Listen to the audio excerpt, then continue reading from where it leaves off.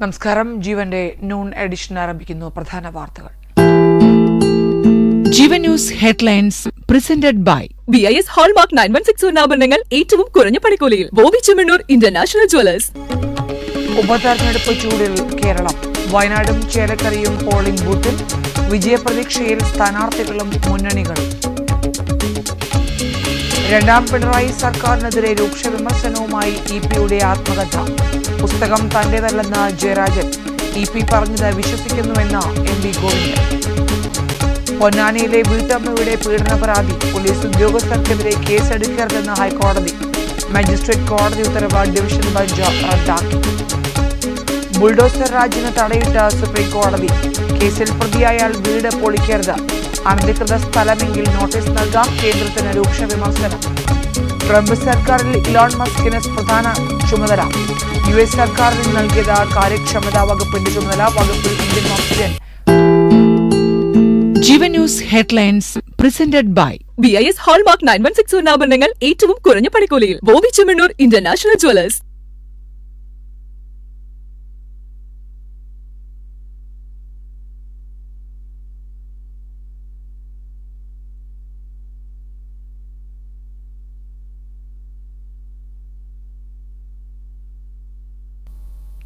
സംസ്ഥാനത്ത് ഉപതെരഞ്ഞെടുപ്പ് നടക്കുന്ന വയനാട് ലോക്സഭാ മണ്ഡലത്തിലും ചേലക്കര നിയോജക മണ്ഡലത്തിലും ശക്തമായ പോളിംഗ്. ആദ്യ 2 മണിക്കൂർ പിന്നിട്ടപ്പോൾ 10% പേർ വോട്ട് രേഖപ്പെടുത്തി. വോട്ടെടുപ്പ് വൈകിട്ട് 6-ന് അവസാനിക്കും. വയനാട് ലോക്സഭാ മണ്ഡലത്തിലും ചേലക്കര നിയമസഭാ മണ്ഡലത്തിലും രാവിലെ 7-ന് തന്നെ വോട്ടെടുപ്പ് ആരംഭിച്ചു. ഹൈ വോൾട്ടേജ് പ്രചാരണത്തിനൊടുവിലാണ് വയനാട്ടിലും ചേലക്കരയിലും തെരഞ്ഞെടുപ്പ് നടക്കുന്നത്.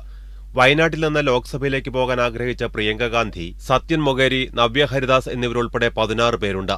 പ്രിയങ്ക ഗാന്ധി ഉൾപ്പെടെ 11 പേർ ഇതര സംസ്ഥാനത്തു നിന്നുള്ളവരാണ് എന്നതാണ് മറ്റൊരു കൗതുകം. വയനാട്ടിൽ 14,71,742 വോട്ടർമാരാണ് ഉള്ളത്. ചേലക്കരയിൽ UR പ്രദീപ്, രമ്യ ഹരിദാസ്, K ബാലകൃഷ്ണൻ എന്നിവരുൾപ്പെടെ 6 പേരാണ് മത്സരരംഗത്തുള്ളത്. മണ്ഡലത്തിൽ ആകെ 2.13 ലക്ഷം വോട്ടർമാരുണ്ട്. ഇതിൽ 1.11 ലക്ഷം സ്ത്രീകളും 1.01 ലക്ഷം പുരുഷ വോട്ടർമാരുമാണ്. ചേലക്കരയിൽ 1375 പേർ ഹോം വോട്ട് രേഖപ്പെടുത്തി. പ്രിയങ്ക ഗാന്ധിയുടെ സാന്നിധ്യം കൊണ്ട് വയനാട് ദേശീയ ശ്രദ്ധ നേടിയപ്പോൾ ചേലക്കര ഇക്കുറി ഇഞ്ചോടിഞ്ച് പോരാട്ടം കൊണ്ടാണ് ശ്രദ്ധേയമാകുന്നത്. വയനാടിനും ചേലക്കരയ്ക്കുമൊപ്പം ഉപതെരഞ്ഞെടുപ്പ് പ്രഖ്യാപിച്ച പാലക്കാട്ട് പോളിംഗ് ഒരാഴ്ച നീട്ടിയിട്ടുണ്ട്. നവംബർ 20-നാണ് പാലക്കാട്ടെ വോട്ടെടുപ്പ്. ന്യൂസ് ഡെസ്ക് ജീവൻ. ഉപതെരഞ്ഞെടുപ്പ് ഒഴിവാക്കാമായിരുന്നുവെന്ന് സിനിമാ സംവിധായകൻ ലാൽ ജോസ്. ഇങ്ങനെ ജനങ്ങളുടെ കാശ് കുറെ പോകുന്നുണ്ട്. ചേലക്കരയിൽ വികസനം വേണം. തുടർച്ചയായി ഭരിക്കുമ്പോൾ പരാതികൾ ഉണ്ടാകും. തനിക്ക് സർക്കാരിനെതിരെ പരാതിയില്ല. ചേലക്കരയിലെ മത്സരം പ്രവചനാതീതമാണെന്നും മയന്നൂർ LP സ്കൂളിലെ 97-ാം ബൂത്തിൽ വോട്ട് രേഖപ്പെടുത്തിയ ശേഷം ലാൽ ജോസ് പറഞ്ഞു.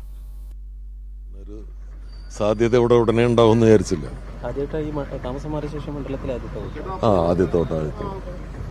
കൃത്യമായി പൊളിറ്റിക്സ് ഒക്കെ ഇപ്പോഴും നിരീക്ഷിക്കുകയും അങ്ങനെയൊക്കെ തന്നെയാണോ? അങ്ങനെയല്ലേ വേണ്ടത്. രാഷ്ട്രീയമൊക്കെ ശരിക്കും നിരീക്ഷിക്കുന്നുണ്ട്. ഒരു വലിയ സന്ദേശമാണോ നൽകുന്നത് ഈ VIP വോട്ട്? ഈ മണ്ഡലത്തിൽ തന്നെ ഒരു VIP വോട്ടാണ്. അല്ല, ഇത് ഭയങ്കര നാണം ഉണ്ടാക്കുന്നുണ്ട്. നമ്മള് സാധാരണ അങ്ങനെ ഒറ്റപ്പാലത്തൊക്കെ സാധാരണ ഇതുപോലെ തന്നെ പോയിട്ട് വോട്ട് ചെയ്യാറുണ്ട്. അവിടെ അതൊരു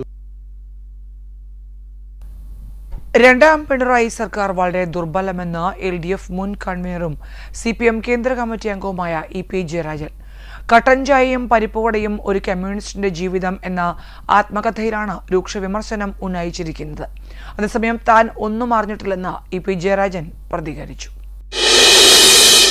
രാഷ്ട്രീയ ജീവിതവും വിവാദങ്ങളും ഉൾപ്പെടുത്തി ആത്മകഥ എഴുതാൻ തീരുമാനിച്ചിട്ടുണ്ടെന്ന് നേരത്തെ EP ജയരാജൻ അറിയിച്ചിരുന്നു. ദേശാഭിമാനിക്കായി പരസ്യവും ബോണ്ടും വാങ്ങിയത് പാർട്ടിയുമായി ആലോചിച്ചാണെന്നും എന്നാൽ VS അച്യുതാനന്ദൻ അത് തനിക്കെതിരെ ആയുധമാക്കിയെന്നും പരാമർശമുണ്ട്.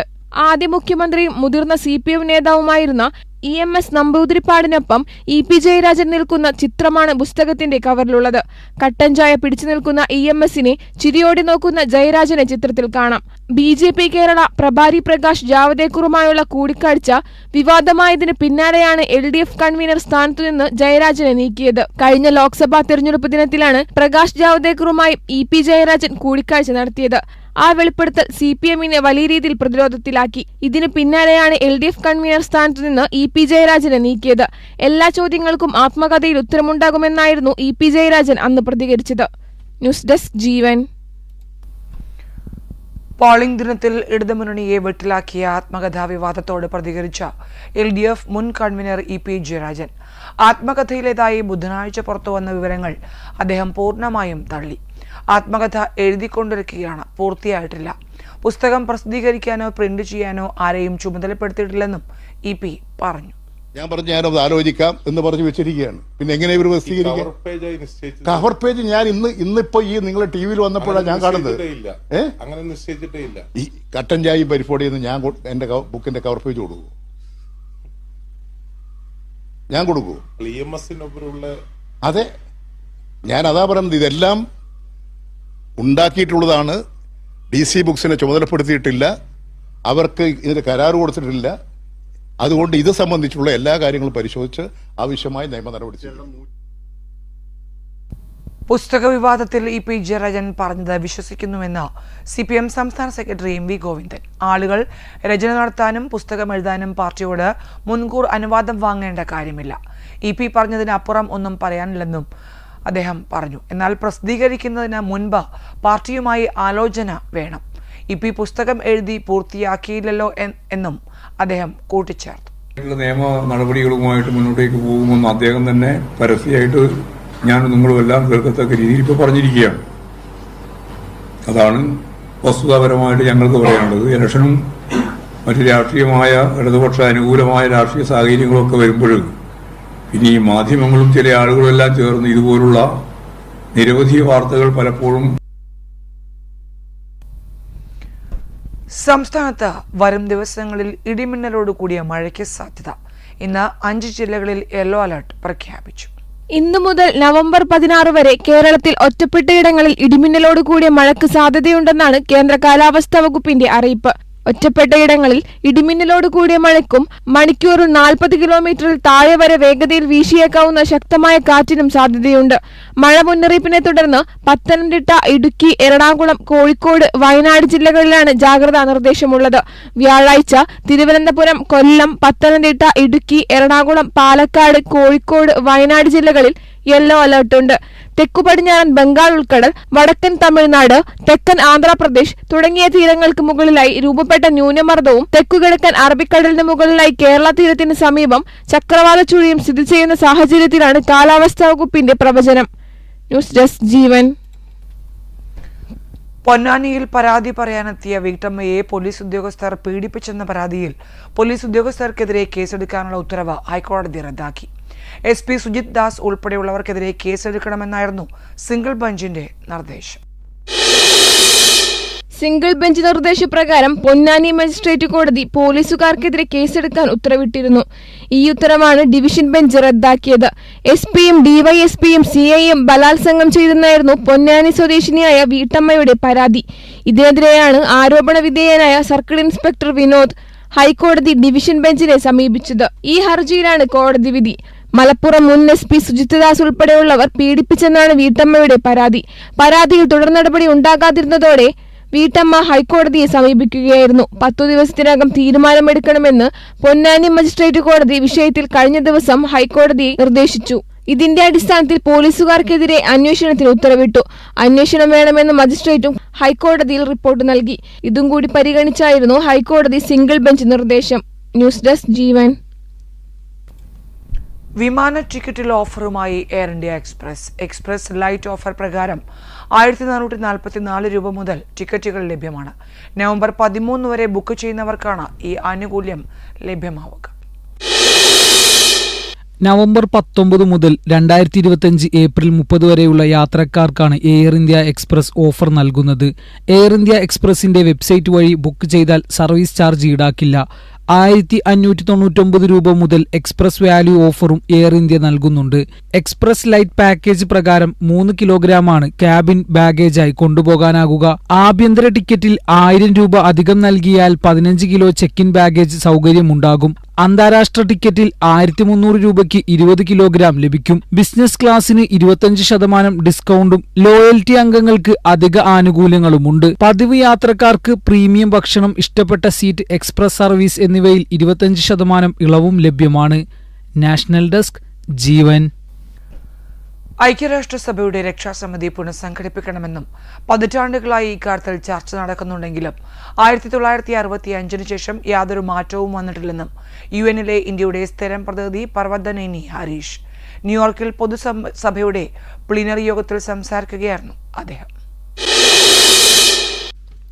ഗ്ലോബൽ സൗത്തിൽ നിന്നുള്ള അംഗമെന്ന നിലയിൽ ഇന്ത്യയുടെ സ്ഥിരാംഗത്വം രക്ഷാസമിതിക്ക് മാത്രമല്ല യുഎന്നിനാകെ ഗുണപ്രദമാകുമെന്ന് പർവതനേനി ഹരീഷ് പറഞ്ഞു. അന്താരാഷ്ട്ര സുരക്ഷയും സമാധാനവും ലക്ഷ്യമിടുന്ന രക്ഷാസമിതി ഇന്നത്തെ ഭൗമരാഷ്ട്രീയ സാഹചര്യത്തിൽ പലപ്പോഴും മരവിച്ച അവസ്ഥയിലാണെന്നും ഇതിൽ മാറ്റം വരാൻ ഇന്ത്യയുടെ സ്ഥിരാംഗത്വം പ്രധാനമാണെന്നും ഹരീഷ് ചൂണ്ടിക്കാട്ടി. We welcome your leadership on this critical question. We stand ready to wholeheartedly support you and the IGN co-chairs Kuwait and Austria in this endeavor of achieving equitable representation and increased membership of the UN Security Council. We also take this opportunity to congratulate Kuwait and Austria on their reappointment. Mr. President, as we begin this year's deliberations, we note that the reform of the UN Security Council was once again identified as a critical and immediate priority at the Summit of the Future discussions by our leaders. ആഗോള രാഷ്ട്രീയം ഏറെ മാറ്റങ്ങൾക്ക് വിധേയമായ പശ്ചാത്തലത്തിൽ യുഎന്നിന്റെ രക്ഷാസമിതി പുനഃസംഘടിപ്പിക്കേണ്ടത് അനിവാര്യമായിരിക്കുകയാണ്. പ്രത്യേക പ്രാധാന്യം നൽകേണ്ട വിഷയമാണിത്. പതിറ്റാണ്ടുകളായി ഇതിനായി ആവശ്യമുയരുന്നുണ്ട്. എന്നാൽ 1965 താൽക്കാലിക അംഗങ്ങളുടെ എണ്ണം കൂട്ടിയതല്ലാതെ ഇതിൽ മാറ്റങ്ങളൊന്നും വന്നിട്ടില്ല. കഴിഞ്ഞ വർഷം G20 അധ്യക്ഷം വഹിച്ച ഇന്ത്യ ആഫ്രിക്കൻ യൂണിയനെ കൂട്ടായ്മയിലെ അംഗമാക്കി. വലിയ മാറ്റം സാധ്യമാണെന്ന് ഇതിലൂടെ കാണാനാവുമെന്നും ഹരീഷ് പറഞ്ഞു. അടുത്ത വർഷം UN സ്ഥാപിതമായി 80 വർഷം പൂർത്തിയാക്കും. 1945 സ്ഥിതിയല്ല ഇന്നത്തേത്. ഭാവിയുടെ ആവശ്യത്തെ മനസ്സിലാക്കി വേണം മുന്നോട്ടു പോകാൻ. സഹകരണവും എല്ലാവരെയും ഉൾക്കൊള്ളുകയും ചെയ്യുന്ന സമീപനമാണ് ഇന്ത്യയുടെ വിദേശ നയത്തിലുള്ളത്. ഇന്ത്യയെ സ്ഥിരാംഗമാക്കുന്നതിലൂടെ രക്ഷാ കൌൺസിലിന് ഇനിയുമേറെ മുന്നേറാനാകും. ഭൂരിപക്ഷ അഭിപ്രായം മാനിച്ച് ഇക്കാര്യത്തിൽ തീരുമാനമുണ്ടാകണമെന്നും പർവതനേനി ഹരീഷ് ആവശ്യപ്പെട്ടു. ഇന്റർനാഷണൽ ഡെസ്ക്, ജീവൻ. കാലാവസ്ഥാ വ്യതിയാനത്തിൽ നരകയാതന അനുഭവിക്കുന്ന ഭൂമിയെ സംരക്ഷിക്കാനുള്ള ശ്രമങ്ങൾക്ക് ഊന്നൽ നൽകി 29ാം UN കാലാവസ്ഥാ ഉച്ചകോടി അസർബൈജാനിലെ ബാക്കുവിൽ ആരംഭിച്ചു. 2 ആഴ്ചയോളം നീളുന്ന ഉച്ചകോടി 22-ന് സമാപിക്കും. ദരിദ്ര രാജ്യങ്ങൾക്കുള്ള കാലാവസ്ഥാ സഹായ ധനത്തിൽ പുതിയ തീർപ്പുണ്ടാക്കുകയാണ് ഉച്ചകോടിയുടെ പ്രധാന അജണ്ട. ദരിദ്ര രാഷ്ട്രങ്ങൾ ശുദ്ധോർജ്ജ ഉപയോഗത്തിലേക്ക് നീങ്ങുന്നത് ത്വരിതപ്പെടുത്തുക, ഫോസിൽ ഇന്ധനങ്ങളുടെ ഉപയോഗം പരിമിതപ്പെടുത്തി ഊർജ്ജ സുരക്ഷ ഉറപ്പുവരുത്തുക എന്നീ ലക്ഷ്യങ്ങൾ കൈവരിക്കുന്നതിനാണ് ഫണ്ട് $10,000 കോടി ഒരു വർഷം സമാഹരിക്കാനാണ് കരാറിലൂടെ ലക്ഷ്യമിടുന്നത്. എന്നാൽ അത് $1,00,000 കോടി ആക്കണമെന്ന് ദരിദ്ര രാജ്യങ്ങളും കാലാവസ്ഥാ വിദഗ്ധരും ആവശ്യപ്പെടുന്നു. തുക ഉയർന്നതാണെന്ന് തോന്നുമെങ്കിലും നിഷ്ക്രിയത്വവുമായി താരതമ്യം ചെയ്യുമ്പോൾ അതൊന്നുമല്ലെന്ന് COP29 അധ്യക്ഷനും അസർബൈജാൻ പരിസ്ഥിതി പ്രകൃതി വിഭവ മന്ത്രിയുമായ മുഖ്താർ ബാബായാദവ് പറഞ്ഞു. Environmental program shows that current policies are leading us to 3 degrees of warming. These temperatures would be catastrophic for billions. ഈ നൂറ്റാണ്ടിലെ ആഗോള ശരാശരി താപനില 1.5 ഡിഗ്രി സെൽഷ്യസായി പരിമിതപ്പെടുത്തി നിർത്താൻ ലക്ഷ്യമിട്ടിട്ടുള്ള 2015 പാരീസ് ഉടമ്പടിയെ സംബന്ധിച്ച് COP29 സത്യത്തിന്റെ നിമിഷമാണെന്നും അദ്ദേഹം കൂട്ടിച്ചേർത്തു. കാലാവസ്ഥാ സഹായധനത്തിൽ വികസിത രാജ്യങ്ങളുടെ ഉത്തരവാദിത്തം ഉറപ്പുവരുത്തുക, ദുർബല സമൂഹങ്ങളെ സഹായിക്കുക എന്നിവയ്ക്കാണ് ഇന്ത്യ ഉച്ചകോടിയിൽ മുൻഗണന നൽകുക. 48 രാജ്യങ്ങളുടെ തലവന്മാരുൾപ്പെടെ 198 രാജ്യങ്ങളിൽ നിന്നായി 32,000 പ്രതിനിധികൾ ഉച്ചകോടിയിൽ പങ്കെടുത്തേക്കും. കഴിഞ്ഞ വർഷം ദുബായിൽ നടന്ന 28ാം ഉച്ചകോടിയിൽ ഫോസിൽ ഇന്ധനത്തിന്റെ ഉപയോഗം പടിപടിയായി കുറയ്ക്കുന്നതിനുള്ള ധാരണയിലെത്തിയിരുന്നു. ന്യൂസ് ഡെസ്ക്, ജീവൻ. മഹാരാഷ്ട്രയിലെ തെരഞ്ഞെടുപ്പ് പ്രചരണ പരിപാടിക്കിടെ തന്റെ ബാഗുകൾ പരിശോധിച്ചുവെന്ന് ശിവസേന നേതാവും മുൻ മുഖ്യമന്ത്രിയുമായ ഉദ്ധവ് താക്കറെ. പ്രചരണത്തിനായി യവത്മാൽ ജില്ലയിലെത്തിയപ്പോഴാണ് സർക്കാർ ഉദ്യോഗസ്ഥർ ബാഗുകൾ പരിശോധിച്ചത്. ഇത്തരത്തിൽ പ്രധാനമന്ത്രി നരേന്ദ്രമോദിയുടെയും മറ്റ് മുതിർന്ന നേതാക്കളുടെയും ബാഗുകൾ പരിശോധിക്കുമോ എന്നും താക്കറെ ചോദിച്ചു. വാണിയിൽ ഹെലികോപ്റ്ററിൽ പറന്നിറങ്ങിയപ്പോഴാണ് നിരവധി സർക്കാർ ഉദ്യോഗസ്ഥരെത്തി ബാഗുകൾ പരിശോധിച്ചത്. തുടർന്ന് ഉദ്യോഗസ്ഥരുടെ തിരിച്ചറിയൽ കാർഡുകൾ പരിശോധിക്കാൻ താക്കറെ പ്രവർത്തകരോട് ആവശ്യപ്പെട്ടു. സംഭവത്തിൽ തനിക്ക് തെരഞ്ഞെടുപ്പ് അധികൃതരോട് വിരോധമൊന്നുമില്ലെന്ന് ഉദ്ധവ് താക്കറെ പറഞ്ഞു. അവർ അവരുടെ ഉത്തരവാദിത്തമാണ് നിറവേറ്റുന്നത്. ഞാൻ എന്റെ ഉത്തരവാദിത്തവും നിർവഹിക്കും.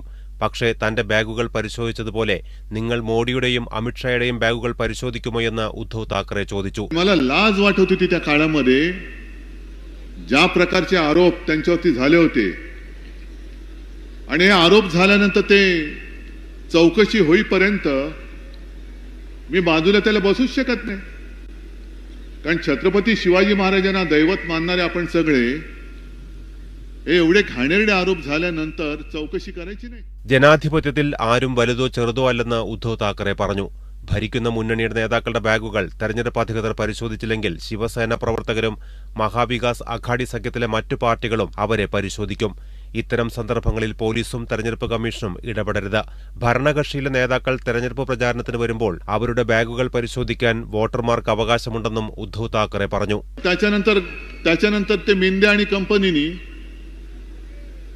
यांना साफ करण्यासाठी गद्दारी करून सरकार पडलं आणि मला आश्चर्य वाटते भाजपाचं पण. നവംബർ 20-നാണ് മഹാരാഷ്ട്രയിൽ തെരഞ്ഞെടുപ്പ്. 288 സീറ്റുകളിലേക്കാണ് വോട്ടെടുപ്പ്. നാഷണൽ ഡെസ്ക് ജീവൻ. സംസ്ഥാനത്ത് സ്വർണ്ണവില വീണ്ടും കുറഞ്ഞു. പവന് 320 രൂപ കുറഞ്ഞ് 56,360 രൂപയിലെത്തി. ഗ്രാമിന് 40 രൂപ കുറഞ്ഞ് 7,045 രൂപയിലാണ് വ്യാപാരം നടക്കുന്നത്. തുടർച്ചയായ 4ാം ദിവസമാണ് സ്വർണ്ണവില ഇടിയുന്നത്. ഞായറാഴ്ച 58,200 രൂപയും തിങ്കളാഴ്ച 57,760 രൂപയും ചൊവ്വാഴ്ച 56,680 രൂപയുമായിരുന്നു ഒരു പവന്റെ വില. ഈ മാസത്തെ ഏറ്റവും കുറഞ്ഞ വിലയാണ് ഇന്ന് രേഖപ്പെടുത്തിയത്. ഈ മാസത്തെ ഏറ്റവും കൂടിയ വിലയായ 59,080 രൂപ നവംബർ 1-ന് രേഖപ്പെടുത്തിയിരുന്നു. US പ്രസിഡന്റ് സ്ഥാനത്തേക്കുള്ള ഡൊണാൾഡ് ട്രംപിന്റെ തിരിച്ചുവരവാണ് സ്വർണ്ണവിലയെ സ്വാധീനിക്കുന്ന പ്രധാന ഘടകങ്ങളിലൊന്ന്. ട്രംപിന്റെ സാമ്പത്തിക നയങ്ങളെ നിക്ഷേപകർ ഉൾപ്പെടെ ഉറ്റുനോക്കുകയാണ്. ട്രംപിന്റെ ഭരണകാലത്ത് പലിശ നിരക്കിൽ US കേന്ദ്ര ബാങ്കായ ഫെഡറൽ റിസർവ് എന്തുമാറ്റം വരുത്തുമെന്നതും വരും ദിവസങ്ങളിൽ സ്വർണ്ണവിലയെ സ്വാധീനിക്കുമെന്നാണ് റിപ്പോർട്ട്. ന്യൂസ് ഡെസ്ക് ജീവൻ. ശബരിമല സീസണിൽ മന്ത്രിയുടെ നിർദ്ദേശപ്രകാരം KSRTC അയക്കുന്ന 1000-ഓളം ബസ്സുകളിൽ പുതിയവ 7 മാത്രം. ഈ മാസം 14 മുതൽ സർവീസിന് സജ്ജമാവാൻ എക്സിക്യൂട്ടീവ് ഡയറക്ടർ നിർദ്ദേശം നൽകി. മണ്ഡലകാലത്തേക്ക് ആദ്യഘട്ടത്തിൽ പമ്പ സ്പെഷ്യൽ സർവീസിനായി ഡിപ്പോകളിൽ നിന്നും പ്രത്യേക കേന്ദ്രങ്ങളിലേക്ക് നൽകിയവയിൽ സ്വിഫ്റ്റിനു വേണ്ടി വാങ്ങിയ 7 ബസ്സുകൾ മാത്രമാണ് പുതിയവ. മറ്റു ബസ്സുകളിൽ കൂടുതലും 15 വർഷ കാലാവധി കഴിഞ്ഞവയാണ്. അടുത്തിടെ കാലാവധി കഴിഞ്ഞ 1117 ബസ്സുകൾക്ക് 2 വർഷത്തേക്ക് കൂടി സർവീസിന് അനുമതി നൽകിയിരുന്നു. ഈ ബസ്സുകളിൽ പലതും ശബരിമല യാത്രക്കിടെ കയറ്റങ്ങൾ താണ്ടുമ്പോൾ എഞ്ചിൻ ചൂടായി ബ്രേക്ക് ഡൌൺ ആകുമോ എന്ന ആശങ്കയുണ്ട്.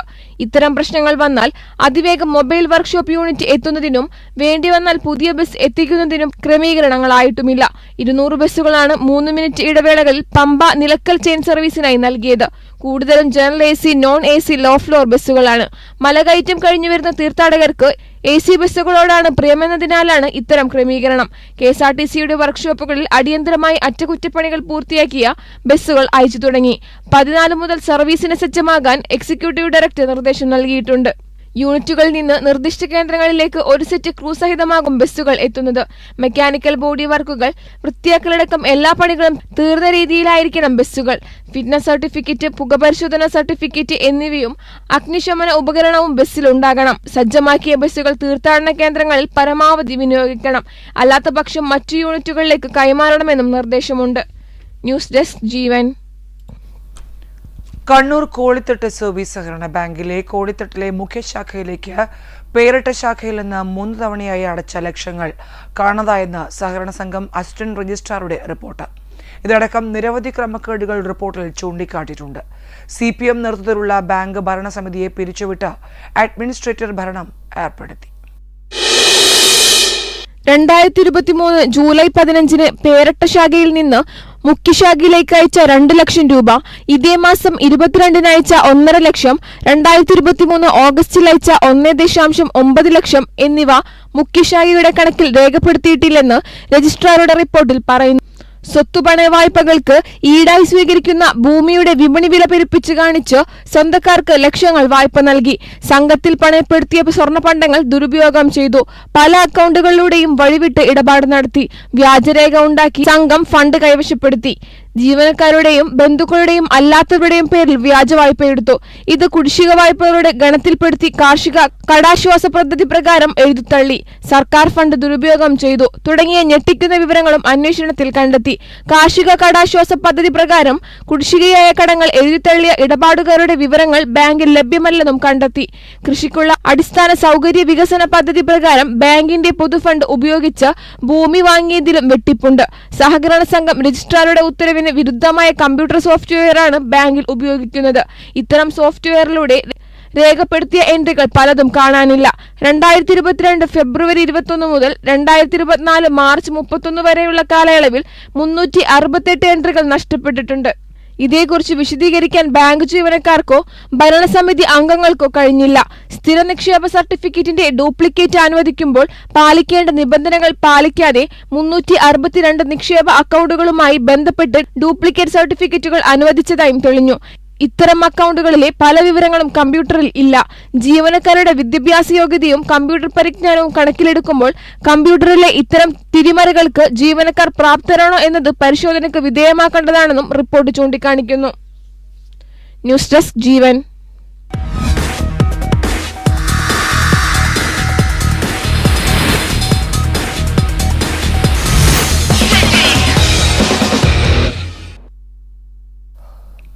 ATP ഫൈനൽസ് ടെന്നീസ് ടൂർണമെന്റ് ഡബിൾസിൽ രോഹൻ ബൊപ്പണ്ണ മാത്യു എബ്ഡൻ സഖ്യത്തിന് തോൽവിയോടെ തുടക്കം. ബോബ്രയാൻ ഗ്രൂപ്പിലാണ് ബൊപ്പണ്ണ എബ്ഡൻ സഖ്യം. ഇറ്റലിയുടെ സിമോൺ ബോലെല്ലി ആന്ദ്രേ വവാസോറി സഖ്യം 6-2, 6-3 ഇന്തോ ഓസ്ട്രേലിയൻ സഖ്യത്തെ തോൽപ്പിച്ചത്.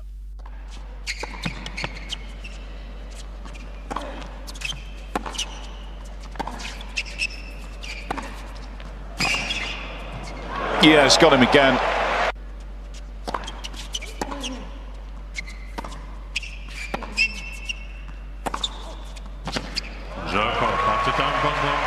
Well, that was magical, Medvedev.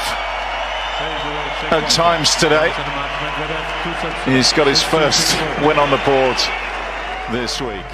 Singles മത്സരങ്ങളിൽ 1ാം റാങ്ക് താരം ജാനിസ് സിന്നറും 2ാം റാങ്ക് താരം അലക്സാണ്ടർ സ്വരേവും ജയിച്ചു. ഈ വർഷം ഫ്രഞ്ച് ഓപ്പൺ, വിംബിൾഡൺ കിരീടങ്ങൾ നേടിയ കാർലോസ് അൽക്കാരസ് നേരിട്ടുള്ള സെറ്റുകൾക്ക് കാസ്പർ റൂഡിനോട് പരാജയപ്പെട്ടു.